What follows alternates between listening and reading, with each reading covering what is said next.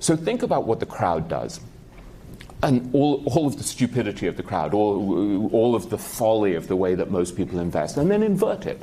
So we know that when it comes to investing, the crowd is emotionally very reactive, right? They make these very short-term decisions, they trade too much, they get carried away by fads, by whatever seems to be hot at that moment.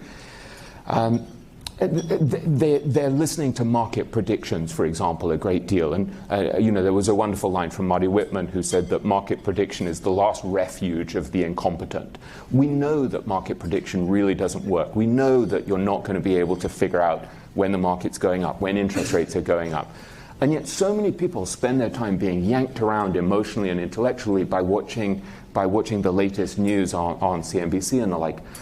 So one of the things that my friend Monish Pabrai, who's one of the most brilliant minds in this book, The Great Minds of Investing, said to me is that when he started to invest in 1994 and he started basically to reverse engineer Buffett, he said you could see that Buffett basically lays out the laws of investing. You can see what you need to do.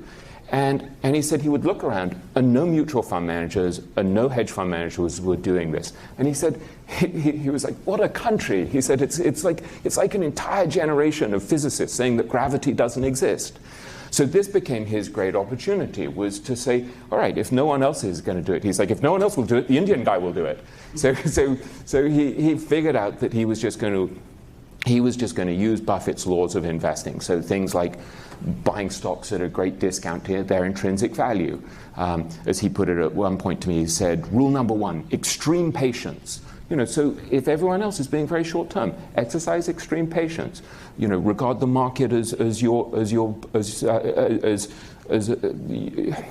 servant, as something that you can use rather than as your master. So Francis Chu, another of the great investors in this book, said to me, most of the time you just shouldn't be buying anything. He said, I could wait 10 years now without buying a single stock. He's like, I don't need to do anything. I can just sit around and read until there's a great opportunity. So I think one of the things that you see with these great investors is this ability to detach themselves from the stupidity of the crowd.